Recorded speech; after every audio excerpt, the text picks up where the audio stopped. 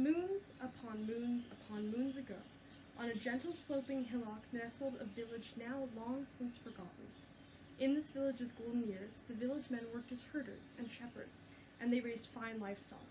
The village women worked as butchers and seamstresses, and they made fine product. The meat of their cattle proved tender and hearty. The wool of their sheep grew thick and soft. Merchants, traders, even royalty would traverse great distances to reach this remote village, even if just for a fat calf or a warm shawl.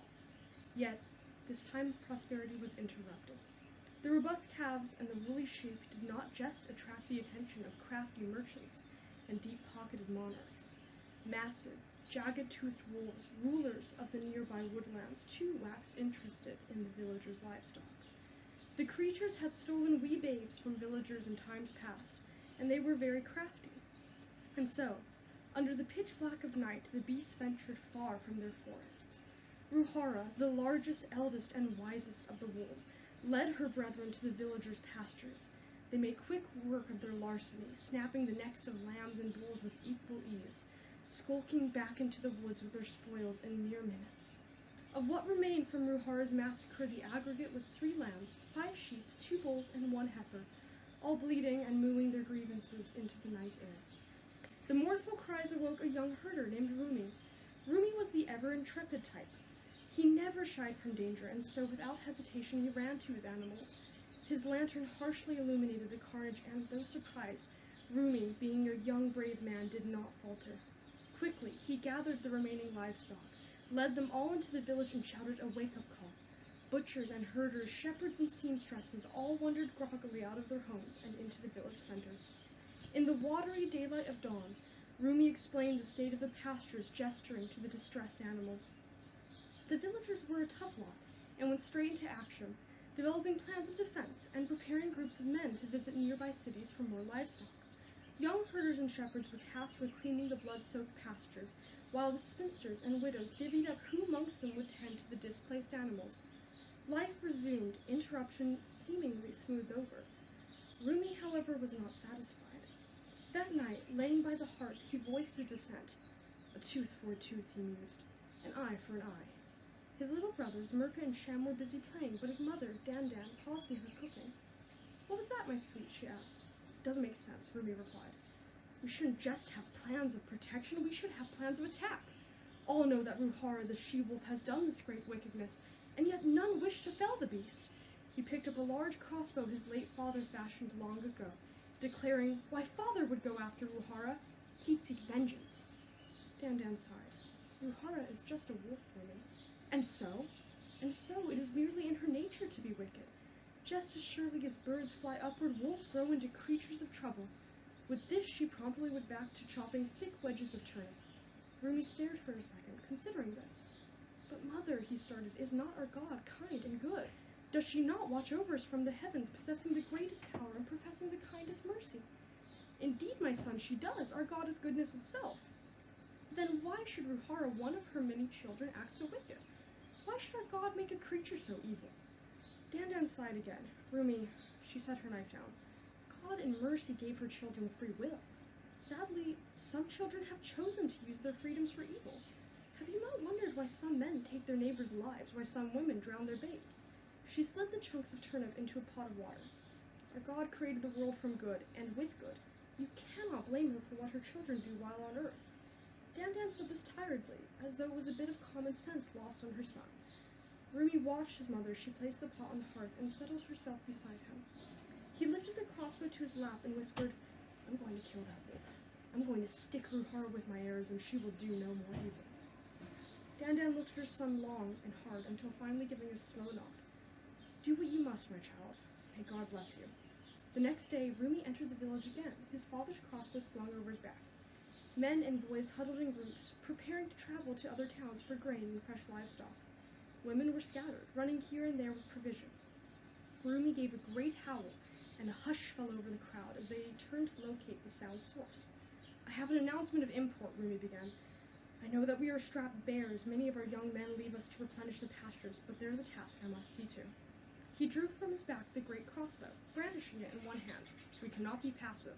Weakness neighbors us in the shape of a sly she-wolf. and we have tolerated its many indiscretions, but I say no more. Ruhara will not steal again, and my arrow shall see to it." From Rumi's proclamation came a joyous roar of cheers and shouts. The villagers lived in fear of Ruhara for many years, and this unprecedented act of violence came as the final straw. The oldest woman in the village, affectionately known as Baba, stepped forward from the crowd, and the applause ebbed away. She embraced Rumi, then pulled back, hands set firmly on his shoulders. "The killing of a she-beast is a dangerous task," Baba said. "You must know that if you die, you leave young Murka, the man of your household, at only 11. Are you sure you want to do this?" Rumi held her gaze, saying, "A tooth for a tooth, Baba."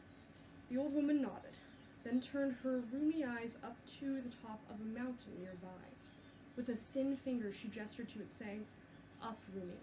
Climb halfway up the mountain. In a hidden cave, there sits a man of great wisdom. He traveled here when I was but a child, teaching enlightenment on the truth of evil. He settled there to ruminate on the world." She looked back at Rumi. "Seek the wise man. Ask him how to defeat evil, how to defeat Ruhara. He will know."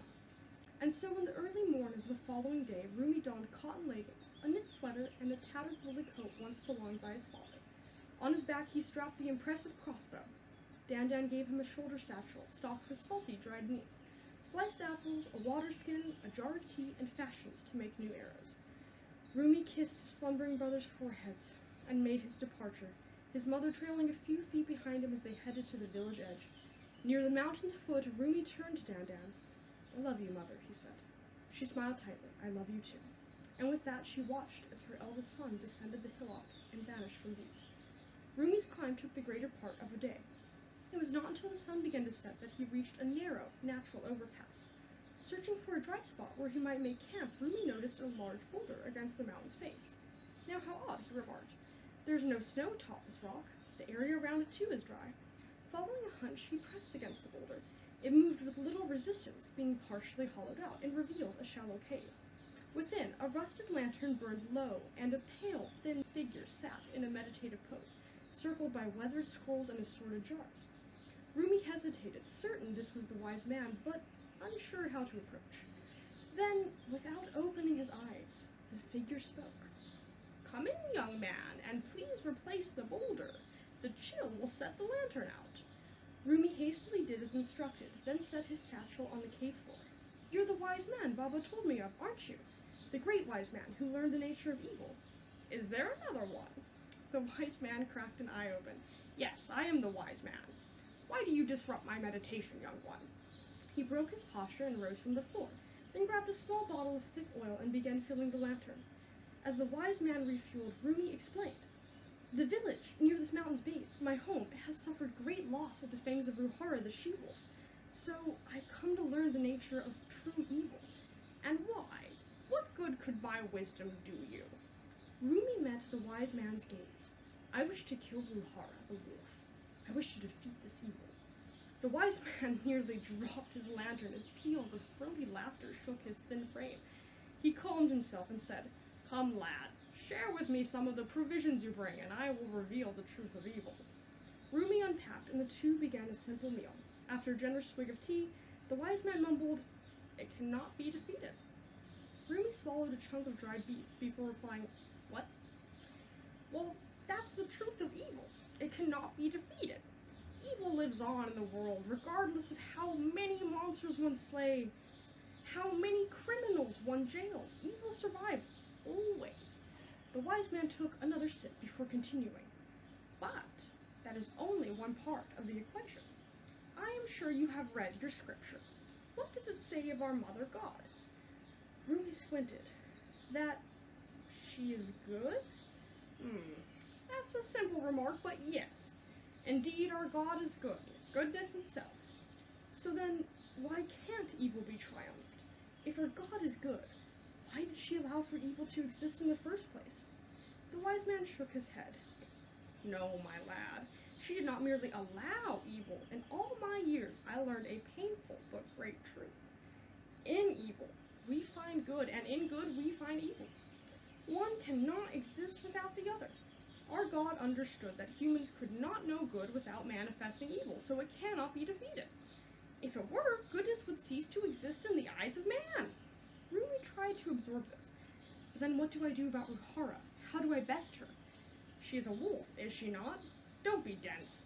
The wise man finished the jar of tea. She's only an animal. Stick her with your arrows.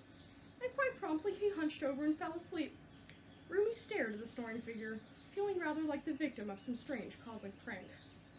When dawn of the following day broke, Rumi began the final leg of his task. Descending the mountain took little more than half the day. Once on level ground, the boy headed west, straight into the thickest patch of woodland.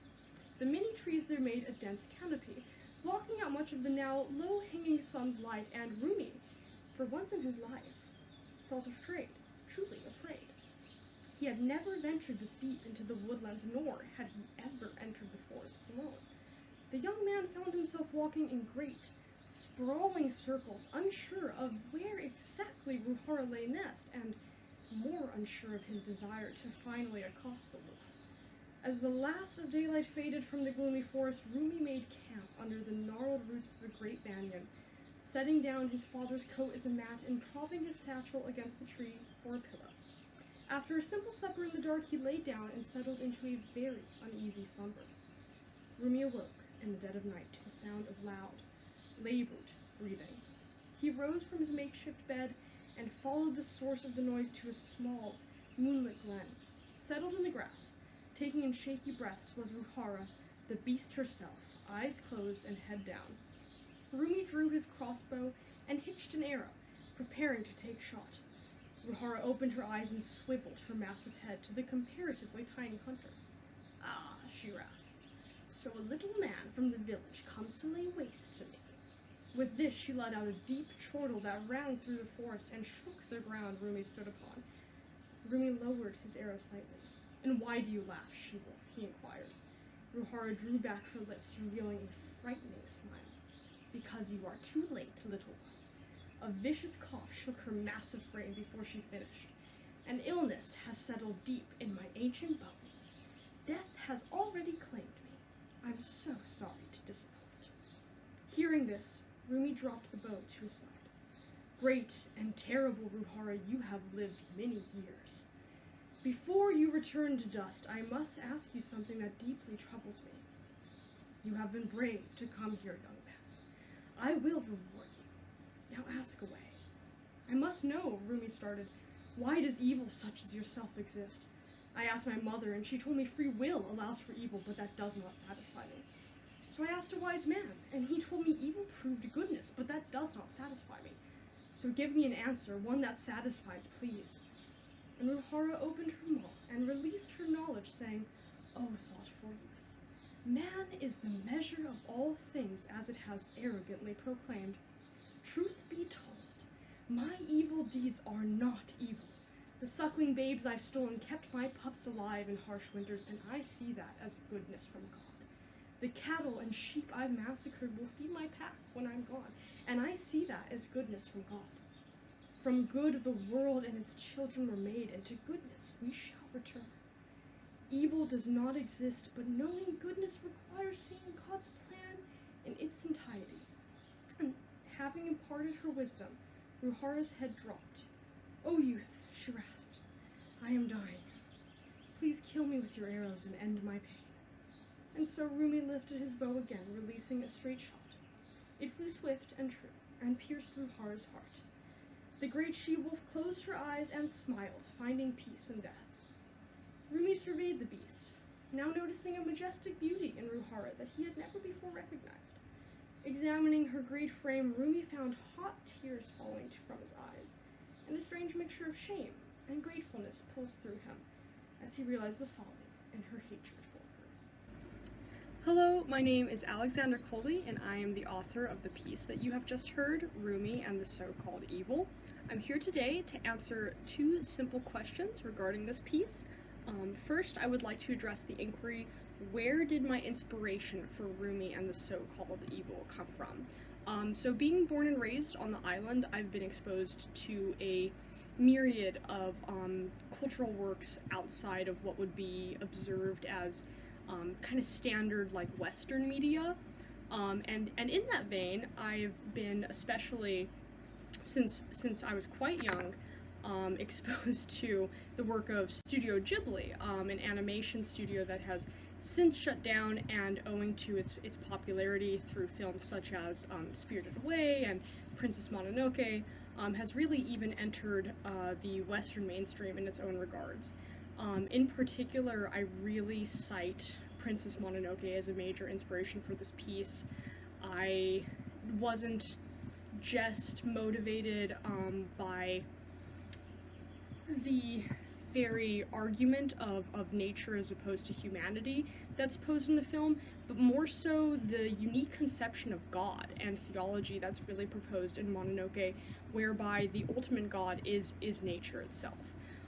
And here I really wanted to be able to explore that concept while still staying close to my own Gnostic Christian roots, which also were a major inspiration for this piece.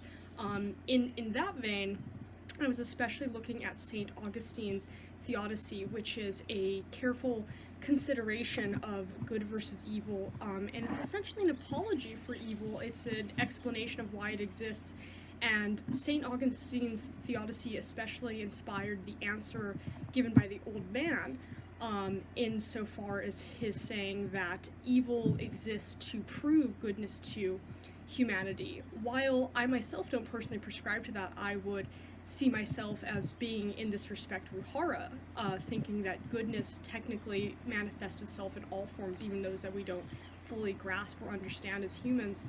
I also see the logic in St. Augustine's Theodicy, and that was absolutely a major motivation for this piece. If anything, I even consider the old man to be, in some regards, Augustine himself. Ultimately, those are my main inspirations for Rumi and the so-called evil. Moving forward, I would like to also respond to the question, how did this piece evolve from different versions? When I first wrote this piece, it was a much shorter, much rougher story, very lacking in dialogue,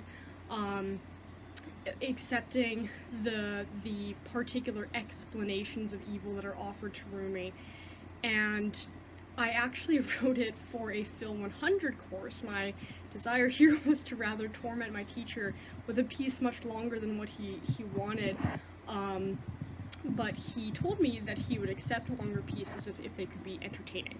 So I wrote him a short story, and as much as it did absolutely make him suffer, because it was 2 pages longer than it ought to have been, and he was caring for a class of 40 students, he also quite liked it, and ultimately it's a piece that I've been just slowly crafting kind of throughout the years.